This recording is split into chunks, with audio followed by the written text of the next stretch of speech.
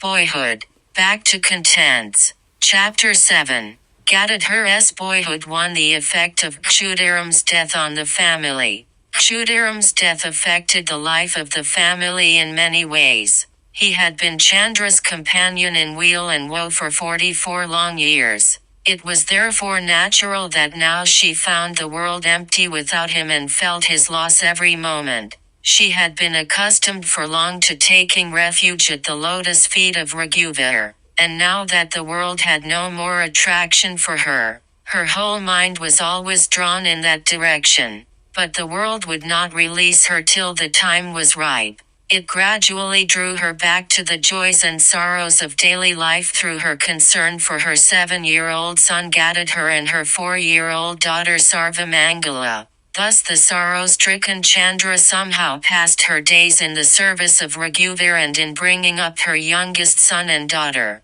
After the father's demise, the entire responsibility of maintaining the family fell on the shoulders of Ramkumar, who had been devoted to his father. Now, as he could not afford to waste any time in grief, his whole mind and energy were employed in seeing that his bereaved mother and little brother and sister did not lack anything. The younger brother, Rameswar, now 18 years old, was expected to help the family by earning money as soon as he had finished the study of Smriti and Jyotisha, and Ramkumar himself had to try to better the condition of the family by adding to his own income. His capable wife, finding that Chandra Devi was no longer able to cope with all the work, took upon herself most of the cooking and other household duties to the effect of his father's death on Gadadhar's mind. It is common experience that nothing makes life so empty as the loss of a mother in one's infancy, the death of a father in childhood, and the loss of a wife in youth. Being entirely dependent on the mother's care and love, the infant does not miss its father even if he dies. But when it grows up and there is an awakening of its intelligence, it daily becomes aware of the father's special affection. The child's heart begins to be drawn towards the father as soon as it finds that he alone can satisfy certain desires which even its fond mother cannot. Its feeling of loss is therefore very acute. If the father dies at that time, Gadadhar too felt likewise when Kshudiram died. Many little things reminded him daily of his father, and a deep sorrow lingered in his heart. But being more thoughtful and considerate than other boys of his age, Gadadhar never openly gave way to his sorrow, out of regard for his mother's feelings. To all appearances, the boy was as full of mirth and merriment as ever, although he was seen sometimes wandering alone in the Budar cremation ground or in Manikraj's mango grove and other solitary spots. Nobody thought that there was any other reason for this than a boy's natural restlessness. But actually, Gadadhar was becoming more thoughtful and fond of solitude. He also studied the ways of various persons and observed everyone very minutely. 3. Gadadhar's behavior towards his mother. Those who have suffered and feel the same loss equally come closer to one another.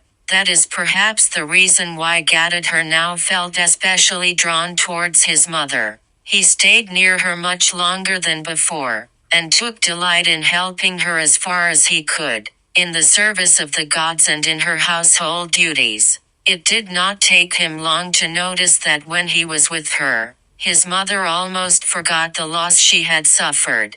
The boy's attitude towards his mother also showed some change. After his father's death he never asked her for anything with the same insistence as before, for he realized that her sorrow would return and she would be most unhappy if she could not fulfill any of his desires. In short, the yearning to protect his mother in every way now arose in Gadadhar's heart for Gadadhar's doings at this time. His keeping company with holy men. Gadadhar started going to school again and doing his regular lessons, but now he enjoyed, more than ever before, listening to the recital of stories from the Puranas and to yatra songs, and making images of gods and goddesses. He perhaps also found that his absorption in these things helped him to forget the loss of his father. The boy found at this time a new interest suited to his temperament.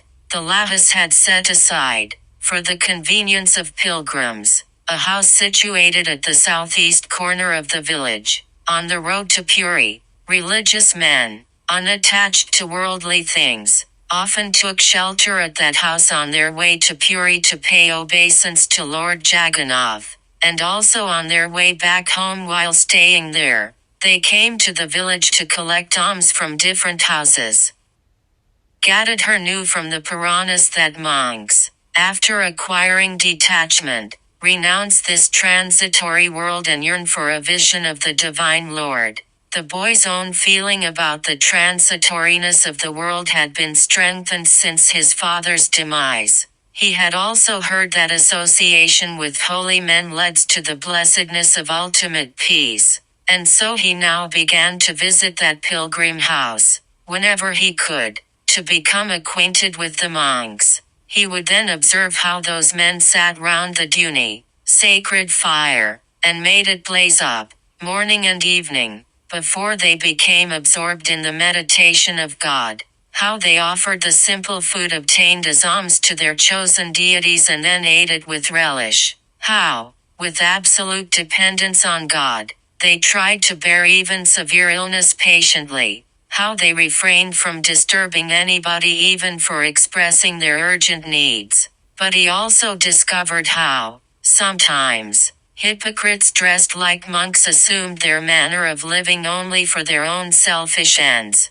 and trampled upon the very essentials of right conduct. Gradually he began to mix intimately with genuine monks by helping them in little things like collecting wood or fetching drinking water. They, in turn, developed a liking for this good-looking lad on account of his sweet ways, and taught him how to pray to, and sing the praises of, the Divine Lord. They also instructed him in other religious matters and felt happy in sharing with him the food they had collected as alms. Of course, Gadadhar could mix this way only with those monks who, for one reason or another, spent a considerable time at the pilgrim house. 5. How Chandra Devi's fear in this connection was removed. When the boy was 8 years old, a few monks stayed at the pilgrim house for many days to rest after the severe fatigue of a long journey or for some such reason. Gadadhar mixed with them in his usual way and soon became dear to them. At first, no one knew about this. But when the boy's relations with the monks became intimate and he began to spend much time with them, many came to know of it. On some days he ate so much with them that when he returned home, he had no appetite for any food. When Chandra Devi asked him the reason, he told her everything. At first the mother was not perturbed. On the contrary, the fact that he had won the hearts of the mendicants appeared to her a blessing, and she began sending with the boy foodstuff and other articles necessary for them. But it so happened afterwards that the boy came home, sometimes with sacred ashes covering his body or with emblems marked on his forehead, at other times, wearing like monks a kapina and a loincloth made by tearing his own wearing cloth. He would then say, "Look, mother, how the holy men have adorned me." This development made Chandra very uneasy, for she was afraid that one day the mendicants might tempt her son to go away with them. She expressed her fear to Gadadhar and began to weep. In spite of all his efforts to remove her fear, he could not pacify her. He then made a resolve not to go to the monks anymore, and told her about it. This at last relieved her anxiety, and so, Gadadhar went to the monks to bid them farewell once for all. When they asked him the reason, he told them of his mother's misgivings. On hearing this, they went with him to Chandra Devi and assured her that the thought of taking away Gadadhar with them had never even crossed their minds. For, to take away a boy of that tender age, without the permission of his parents, they said, would be stealing, an offense unworthy of any religious man. At this, every shadow of her apprehension left Chandra Devi. and she readily agreed to let the boy visit them as before. 6. Gadadhar experienced Bhavasamadhi for the second time. Another event of this period caused Chandra a great deal of anxiety about Gadadhar. Although everyone thought it a sudden occurrence, it was actually the result of the boy's growing propensity for spiritual contemplation and deep thought. One day, on his way to the well-known temple of the goddess Visalakshi, at Annar, a village about 2 miles north of Kamarpukar, he suddenly lost all external consciousness. Prasanamayi, the pious sister of Dharmadas Laha, who was one of his companions, realized that it was the boy's spiritual awareness that had brought about this unconsciousness. But when Chandra Devi heard of it, she became anxious, thinking it was due to some physical malady. But on this occasion also, Gadadhar insisted that he was in that condition only because his mind had become merged in the goddess. As he was contemplating on her 7. Gadadhar's bosom friend Gaya Vishnu. More than 2 years went by, and gradually the ups and downs of life made the boy almost forget the loss of his father. We have already mentioned Kshudiram's friend Dharmadas Laha. At this time Gadadhar became an intimate friend of Dharmadas's son, Gaya Vishnu. The two boys were drawn to each other while at school and during walks. They began to address each other as pal and would daily spend much time together. Gadadhar always took his friend along with him when he was invited and fed by the village women. He would not take any of the sweets and other delicacies prepared by his old nurse Dahani, till he had given a share to Gaya Vishnu. It is needless to say that Dharmadas and Gadadhar's guardians were happy to see this friendship between the two boys. 8. Description of the ceremony of Gadadhar's Upanayana. When Ramkumar found that Gadadhar would soon complete his 9th year, he started making arrangements for his investiture with the sacred thread, Upanayana. Long before, Dahani, who belonged to the blacksmith caste, had told the boy one day that she would consider herself blessed if at the time of his investiture, he would accept alms from her and call her mother. The boy was so touched by her sincere affection for him that he promised to fulfill her desire. Putting her trust in the boy's promise, the poor woman started collecting and accumulating money and other things as best as she could, and eagerly awaited that happy event. At the proper time Gadadhar mentioned his promise to his eldest brother, but Ramkumar objected, because such a departure from the usual custom was against the family tradition. The boy, on his part, insisted on keeping his promise, and argued that if he yielded to the objection he would be guilty of breaking his promise, and that an untruthful person was not fit to put on the sacred thread. As the time for the investiture ceremony approached, everything was made ready, but it was feared that there would be a hitch in the completion of the ceremony because of Gadadhar's insistence. When the news reached his ears, Dharmadas tried to reconcile the difference. He said to Ramkumar, "Although this has never so far happened in your family, it has been done in many good Brahmin families elsewhere. Therefore no blame attaches to those who permit it. You must also consider the question of satisfying Gadadhar's conscience and his peace of mind." At these words of their father's friend, wise old Dharmadas, Ramkumar and others refrained from raising further objections. Gadadhar then, with a cheerful heart, put on the sacred thread in accordance with the scriptural injunctions and applied his mind to performing sandhya, worship, etc., as befits a Brahmin. From now onwards, Dahani also considered her life to be blessed on account of her new relationship with the boy. A little after this, the boy entered upon his 10th year. 9. Gadadhar solved a disputed point at a meeting of scholars. About this time the villagers were wonderstruck at an event which showed Gadadhar's unique, heaven-born genius. 1. A big meeting of scholars had been convened at the house of the Lahas during the performance of a Sraddha ceremony. At this meeting there arose a controversy regarding a complicated theological question, and the scholars could not arrive at a correct solution of the disputed point. Gadadhar, who was present, solved the problem in such a way that, after hearing what he said, the scholars praised and blessed him heartily. 10. The development of Gadadhar's spiritual faculties. Bhavasamadhi for the third time. After he had put on the sacred thread, Gadadhar, with his innate spiritual tendency, was delighted to get an opportunity to do something after his own heart.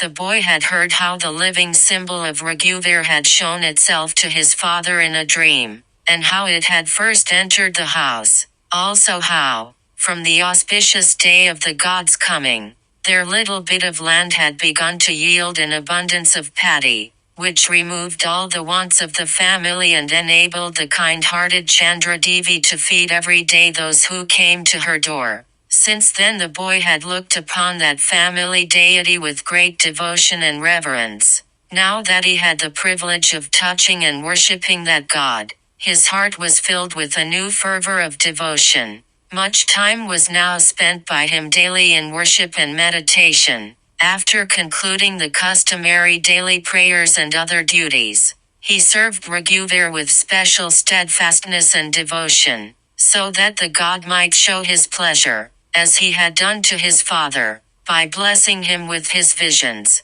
and giving him commands from time to time. The god Rameswar Shiv and the goddess Sitala also received his service. It was not long before his intense devotion bore fruit. The pure heart of the boy became so absorbed in that worship, that he experienced the state of Bhavasamadhi or Savikalpa Samadhi. 1. And after this experience, various spiritual visions came to him from time to time. He had this kind of samadhi and vision on the Sivaratri 2 of that year. 3. The boy fasted that day and worshipped with intense devotion the great god Siva, the origin of all the gods. His friend Gaya Vishnu and some other boys of his age were also fasting and had decided to keep a vigil that night, seeing and listening to a drama depicting the glory of Siva. That drama was to be staged in the house of their neighbor Siddhanath Pine. After finishing the worship of the first quarter, Gadadhar was sitting merged in the contemplation of Siva, when his friend suddenly came and told him that he would have to act the part of Shiv and speak a few words in the play at the House of the Pines. 4. They explained. The person who usually played that role had suddenly taken ill and was unable to appear. Gadadhar at first declined on the ground that it would interfere with his worship, but they brushed aside the objection, arguing that, if he acted the part of Siva, he would have to think of him all the time, which was as good as worship. Moreover, they said, his refusal would deprive very many people of entertainment. They also were fasting and had decided to keep vigil the whole night witnessing the drama. Won over by these arguments, Gadadhar agreed finally and appeared on the stage in the role of Siva, with his makeup of matted hair, Rudraksha beads and ashes. He became so merged in the thought of Siva, that he lost all external consciousness. As he did not come to his senses for a long time, the play had to be stopped for the night. 11. Gadadhar experienced repeated bhavasamadhi. From now onwards, Gadadhar was in this kind of ecstasy from time to time. He would forget himself and his surroundings when meditating, or listening to songs, music, etc., in praise of gods and goddesses. Then his mind would remain indrawn for a time, short or long, during which it would not respond to any external stimulus. On occasions, when his absorption became very deep, he would appear like a lifeless statue. When that state was over, he would say, if questioned, that he experienced a marvelous joy in having divine visions while meditating on some god or goddess or listening to songs glorifying them. All this caused much alarm to Chandra and other members of the family for a long time, but their fear passed away when they found that the boy's health was not affected in any way, and that he was efficient in all kinds of work and was always happy. Gadadhar was now so often in this condition, that he gradually got accustomed to it and could almost control it as he wished. It helped him also to understand subtle matters and various truths about gods and goddesses.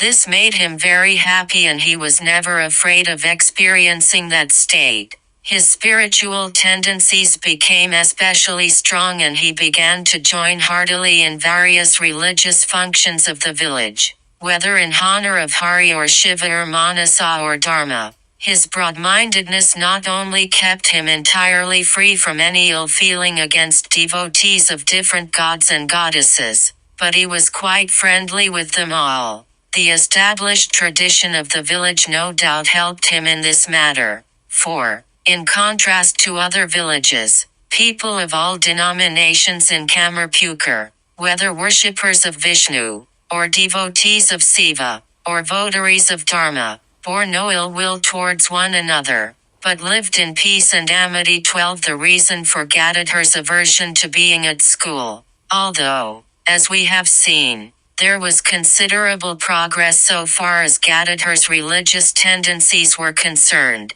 he never developed a liking for book learning. When he saw the longing of learned scholars for worldly enjoyment and wealth, he became averse to acquiring knowledge like them, for his keen insight made him first ascertain the motives underlying all actions and then judge their value by the standard of his father's good qualities like detachment from the world, devotion to God, truthfulness, righteous conduct, etc. That comparison revealed, to his surprise, that the goal of most people was entirely different from that of his father. But he felt more sad than surprised to find that such people always suffered from delusion because they looked upon this transitory world as permanent. Is it then to be wondered at, that, as a result of this discovery, there arose in his mind a desire to conduct his own life differently? After hearing all this, the reader may perhaps ask, is it possible for a boy of 11 or 12 to have such profound insight and discrimination? The answer is that Gadadhar was not an ordinary boy. He was born with extraordinary genius, memory and mental impressions. Therefore the possession of such powers was not surprising in his case, though he was so young. But this apart, we must, for the sake of truth, narrate all facts that our investigation has brought to light, irrespective of what others may think of them. 13. The progress of Gadadhar's education. Although Gadadhar's dislike for the prevailing type of education gradually increased, he nevertheless continued going to school. He became proficient in reading books written in his mother tongue and in writing in that language. He now read the Ramayana, the Mahabharata and other religious books with such devotion and in such a sweet voice that people were charmed to listen. The simple-hearted, unlettered villagers showed great eagerness to hear him read those books, and Gadadhar was always happy to please them. Siddhanath Pine, Madhu Juji, and others invited him to their houses, and men and women, full of devotion, heard him read the life of Prahlada, the story of Dhruva, or other narratives from the Ramayana, the Mahabharata, and similar other texts. Besides the Ramayana, the Mahabharata, etc., there still exist in Kamarpukur records containing the stories of gods and goddesses written in simple verse by the village poets well known in those parts. Stories such as the story of the appearance of the great god, Tarakasvar, or of the musical composition relating to Yagadaya, or of Madan Mohan of Vana, Vishnupur describing those gods and goddesses revealing their true natures to holy men and devotees and performing supernatural deeds, reached Gadadhar's ears from time to time. With the help of his extraordinary memory, the boy learnt by heart many of these stories on hearing them, and would sometimes himself copy any available manuscript or printed book containing them. We came to know this when we found, on investigation at the Kamarpukur house, the manuscript Ramakrishna Leela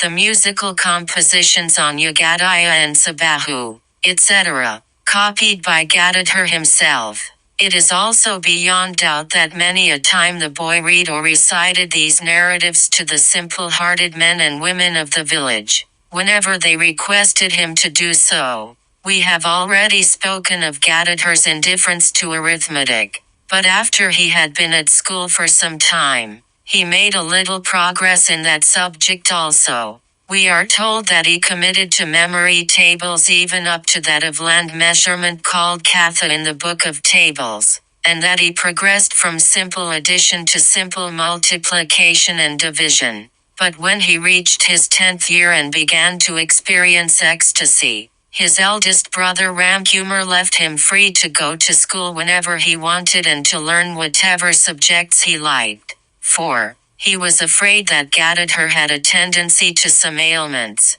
His teacher also did not press him when he found he was not making progress in the study of a particular subject. It is therefore needless to add that there was little general progress in Gadadhar's studies at school. 14. The marriages of Ramaswar and of Sarvamangala. 2 years passed and Gadadhar reached his 12th year. His second elder brother Ramaswar and his younger sister Sarvamangala were now 22 and 9 years old respectively. Finding that Ramaswar had reached the proper age, Ramkumar arranged his marriage with the sister of Ramzade Bandiopadhyaya of the village of Gorhadi near Kamarpukar. It was also arranged that Ramzade himself should marry Ramaswar's sister. As both the marriages were arranged in this manner, Ramkumar had no anxiety about the payment of dowry to the bride's party. Another important event concerning Ramkumar's family took place at this time. As his wife did not conceive, even though she was no longer young, everyone felt certain that she was barren. But now, when they found that she was really pregnant, the family felt happy and apprehensive at the same time, because some of them had heard Ramkumar say that she would die if ever she conceived. 15. Change in the behavior of Ramkumar's wife when she became pregnant. A radical change came over Ramkumar's affairs from the time his wife conceived. The sources of his income now failed. His health broke down and he was not able to keep up his former active habits. His wife's behavior also underwent a complete change. There was a rule in the family, from the time of his revered father, that no one except boys not yet invested with the sacred thread, and those who were ill, should eat anything or even drink water before the worship of Raghuveer was finished. Nor Ramkumar's wife broke this rule and turned a deaf ear to the objections raised by other members of the family who were afraid that evil might befall them. She picked quarrels with everyone in the family over trifles, thereby creating ill feeling, and persisted in her perverse conduct in spite of the protests of her husband and Chandra Devi. But remembering that a change often comes over women during their pregnancy, they let her alone. Yet, instead of the usual peace in that pious household at Kamarpukar, there was now continual disharmony. 16. Change in Ramkumar's financial condition. Ramkumar's brother, Ramaswar, was not good at earning money though he had sufficient learning. So, while the number of persons in the family increased, there was a decrease in its income, and its former comfortable existence came to an end. Ramkumar became anxious but could not find a remedy in spite of all his efforts. It seemed as if some unseen power obstructed all his plans and brought them to nothing. A succession of anxieties made his very life a burden. As days and months passed, and the time of his wife's delivery approached, he became more and more dejected, remembering his previous reading of her fate. 17. Ramkumar's wife died after delivering a son. At last she gave birth to a very beautiful male child sometime in the year 1849, and while looking at its face passed away in the lying-in room. A pall of grief again fell over the poor family. Footnote 1. For a description in detail of this event, vide 2. Tr. 1. For a detailed description of this event, Vide 3, 4. 1 Vide Glossary 2 A night associated with a special manifestation of Siva. TR 3 Scene 2. 2.